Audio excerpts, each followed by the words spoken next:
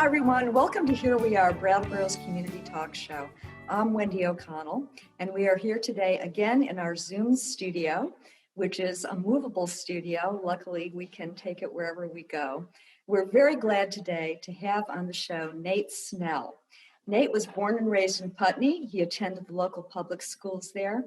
He takes a keen interest in history, and he's studying to be a medical assistant at CCV. Nate also works at the Putney General Store, where he is a very tall, upbeat, and welcoming presence. Hi, Nate. Hey. One thing I will mention about Nate is that, and he may elaborate on this, but he tends to dress monochromatically. So you can't see it, unfortunately, but today he is all in red, including the sneakers as well, right? Yes, the sneakers are red. Probably one of the only 100% monochromatic outfits that I have. But yeah, it makes it easier, you know? You don't have to decide on what you're wearing. You just choose a color and you're good. Exactly. I know. I've been always attracted to uniforms, you know, like a really good uniform. Wouldn't have to think about it. Medals. Exactly. Anyway, thanks for being here. Like I said, you were born and raised in Putney. You're the youngest of three brothers, right? Yes. One that's 2.5 years older and the other is 8.5 years older. So yes. I'm the baby.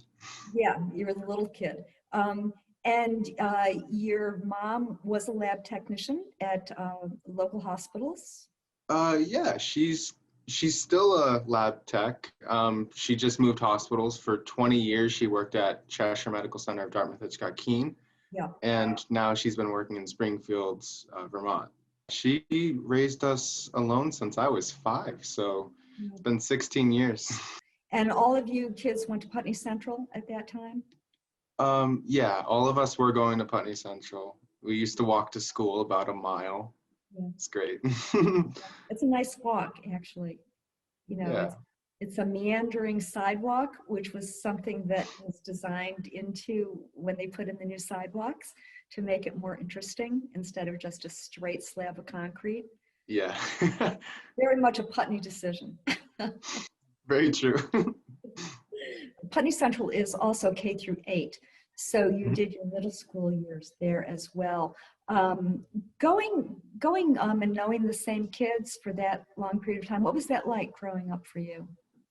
Oh, you definitely form like bonds with people. I mean, I think what it did to me was made me more nervous to go to high school because I was never used to that transition in the first place.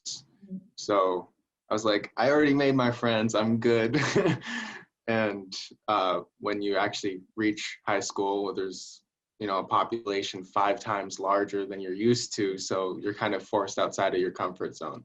When you were going through K through 8 in Putney, did you do sports? What were you involved in? Yeah, when I was in elementary school, I mostly tried to do all of the sports. So I even did t-ball, which I'm not interested in baseball at all today. I did basketball, did soccer. I think that might have been all we actually had. But I continued doing basketball in elementary school, and then in middle school, I moved on to just doing soccer. My coach was Dan Foster, who my best friend was Andrew Foster, so that's his child. And it was a really great experience. He made me team captain my last year there. That's great. Me and 2 other kids, I think. Also, when you were in elementary school, you were on the student youth council as well. So you had some leadership things going on. Yeah, my older brother, Alex, he's the one that's only 2.5 years older than me. He was on it first, and then when I was old enough, they had asked me if that was something I was interested in. And I was like, of course. Like, so I did that for all 3 years. I think it was specifically middle schoolers did it. So I did that for all 3 years of middle school. And yeah, it was a great experience. We did these summer retreats before we convened in the fall, where we would choose a topic to, you know, focus on. And I remember the first one we did was about discrimination and prejudice and how to, you know, attack those problems in schools. you are one of the few multiracial families in Putney. Yes, yeah. Yes, I have heard that and I've experienced that. Just I don't know. Like I feel like I had a relatively normal childhood and upbringing, even though we were multiracial. But it was definitely something we talked about in our house. How some people may look at you differently, and how to address that if it comes up. Yeah. Whereas in Putney, I don't think anyone's like blatantly like, "Hey, you're colored." Kids are a little bit more. They speak their mind a little bit more. So like, I did have those conversations with fellow students when I was little. I was like, I prefer to be called mixed, not black, or and that's always something changing. But yeah, no, everyone's respectful. I think we have a core respect and kindness, at least in Putney. So you don't felt that it cramped your style or kept you from No, not at all. good. That's No, and it never kept me from different opportunities. I feel like it might have given me different opportunities because you do stand out. So, either you're more likely to be called on in class or less likely to be called on in class, or however someone chooses to address that. yes, yes. And so, with this year and everything that's happened this year, and especially with the Black Lives Matter movement going on, do you feel a particular affinity for that? How do you feel about all of what's transpired, given your background?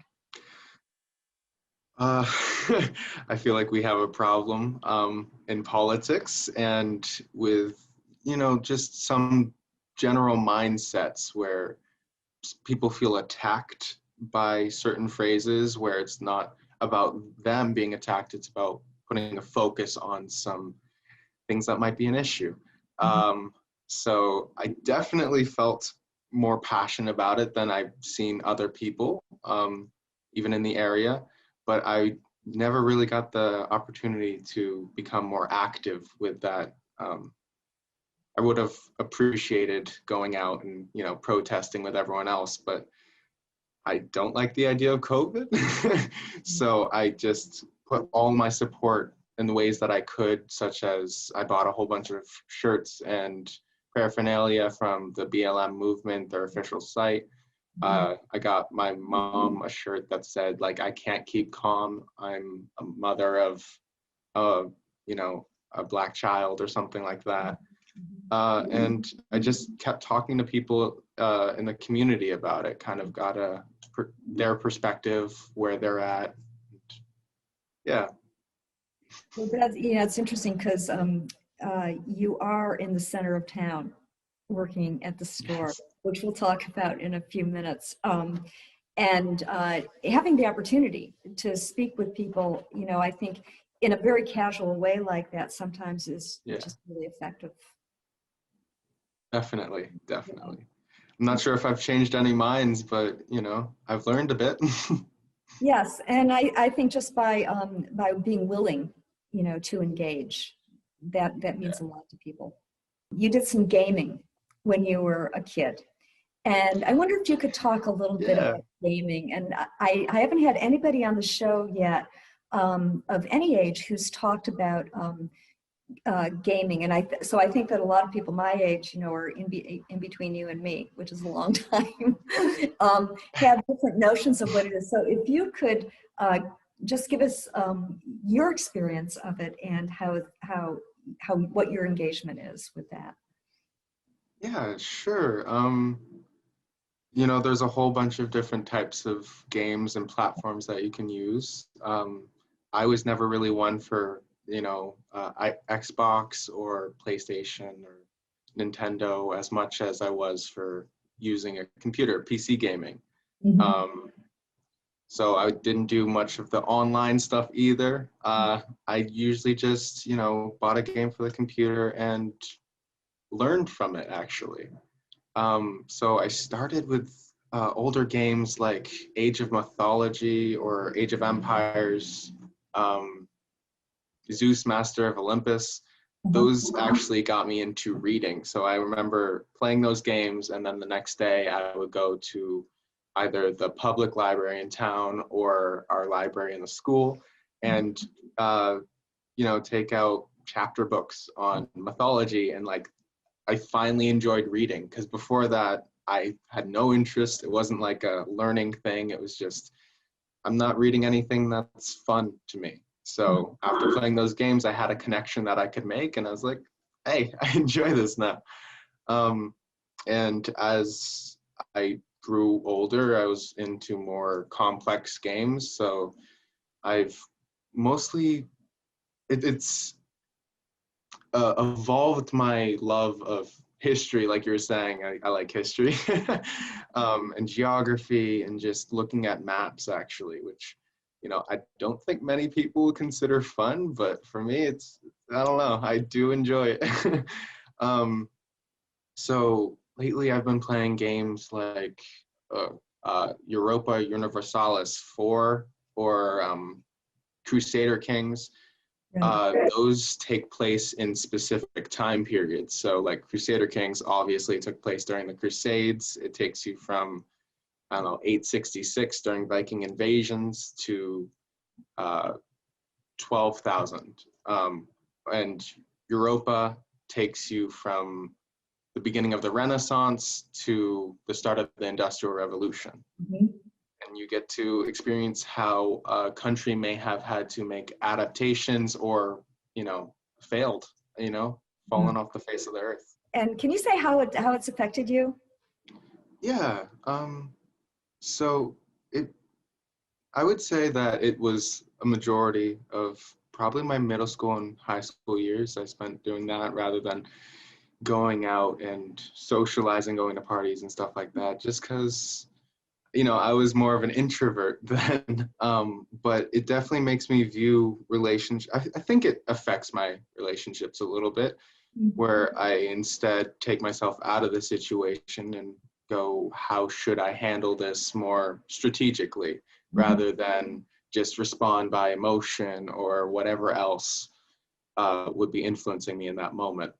So yeah, I hope it's positive. You were right in it. You were in the middle of learning history in a way that was fun, right? Fun and engaging, yes. I learned that I really enjoy England, their history, the Tudor dynasties, monarchies, how they, either kept their power or how they fizzled out because they went insane. Yeah. Obviously, there's a lot of reasons to go insane when you're a monarchy, such as how everyone's related. But yeah, the Tudor dynasty, the Stuart dynasty, which was Scotland, France. So like, I was kind of really excited when I did, do you know Ancestry.com? Yeah. Or 23andMe? Yeah, I did Ancestry.com, and I was like, I really hope that I have something, and it turns out I'm 50% British, is what they say. Really? Yeah. So I wonder if that comes from my mom. My mom's white. My dad is black, but he's mixed black. But I don't think many people are 100% anything. So I'm just waiting for her to do her own. Oh, that would be interesting. Yes. Yeah. Yeah. And to see. I know I haven't done it myself. I know people who have, with mixed results. Yeah. Some things that were absolutely startling and things that, make perfect sense. You went on to high school, and you got involved, you were involved in history, liking history and art. Some sort of, yeah. Any big influences from BUHS? Oh gosh. The teachers there, at least the ones that I've had, were all amazing. Benneth, who was actually my mythology teacher. What? Benneth Sauer? Yes, yep, Goldschmidt Sauer. She was absolutely incredible. Probably the smartest person I've ever met. But since I had a love of mythology before even going into high school, it made the class a little bit seamless for me, and I just had time to enjoy it. Also, Miss Hood, She was head of the science department when I was there, and she was absolutely incredible, very uh, down to earth and able to talk to the students about what's going on in their lives. And like you said, I loved art, doing ceramics. I actually spent a lot of time, my ceramics one class, a lot of my free time, like during lunch, or I had a free block kind of near when I had ceramics anyway. So I would spend 2 blocks there just making whatever I could. And my teacher at the time was Miss Denord. Yeah. She's such an incredible person as well. And a good artist as Oh, well. absolutely. Yeah, very good artist. You got interested in becoming a medical assistant. Jeremy Morrison, he worked at Putney Medical, and by the time it was time for my internship, Yeah. he had just started his own practice, basically across the street from CCV. It's called Home Farm Family Medicine. Mhm. And I got to work there for a few months under him as he was building the practice during COVID, which is crazy. Yeah. And it was a great experience. Amazing people there, and the patients, absolutely incredible as well. It's good to get to know everybody. Well, it's also great to do the hands-on. To really Exactly. read it. Yeah. Yeah. Exactly. Yeah. And so, meanwhile, you're working at Putney General Store. You've been there Yes. for a couple of years, and you were there when the Historical Society still had it, so you went through the transition. Can you tell us a little bit about that? Yeah. So when I started, my bosses were Betsy McIsaac and Lisa Papazian. Right. And they worked at the Historical Society, so they were just managing the store for them. And they did an incredible job keeping things up and running because it had been through quite a few different people already. Ming, who had it as a Chinese restaurant / grocery store, a general store. And then Jim, who had it as a pharmacy and a general store. And now after the transition, the Costco's are running it. It's Kim and Mike Costco. Kim has a gift shop upstairs called Phoenix Gifts, which is separate from the store. And they actually just had their online store go live today. Uh-huh. That's So great. people should check. And it's absolutely incredible. Those two first observed how things ran. Katie Rice, who is the morning manager, and I am the nighttime manager, just kept things running as best we could as they, learned what our systems were, who we dealt with. Jeff works in the kitchen as the cook. He did the best he could. And they were still selling a house and the store that they had in Boxford, Massachusetts at the time that they were already living here and running things. It was a huge undertaking, and then the pandemic hit, right? And Yeah, so I just did the math not too long ago, and they've spent over half of their time here during the pandemic trying to navigate that as well. So at the beginning, they dealt with, trying to still sell their properties. And now they're dealing with the pandemic, so they never catch a break, apparently. they haven't caught their breath yet. When you're in the general store or any business in town, you get to feel the heart of the community. You get to feel, Definitely. what the center of the community is. How has that been for you at the general store? But also, I'm asking you 2 questions at once, so don't get confused. I apologize. So how has that been for you? Also, how have you seen it change since you were a kid? Huh. Yeah, I like that one. Like I said earlier, I used to walk to school, so I've which is a mile, and I got to see different developments and all that. But since I've been working at the general store, I feel like more people know of me or who I am rather than I do them. So it's interesting getting to know people who have actually seen me grow up for 20 years, 21 years. and get their perspective on how I've developed. But the town has definitely gone through a bunch of different transformations since I've, lived here, born here. I feel like a lot of businesses have left or gone under, unfortunately. I think of Swirl, like, was right across the street from me growing up, and then it moved twice, I believe. Yeah, it moved into the old sawmill building, and then a few years after that, it moved into the old library I remember going to and having like a read along as a kid. So it's interesting going into that building now and seeing like where everything is different.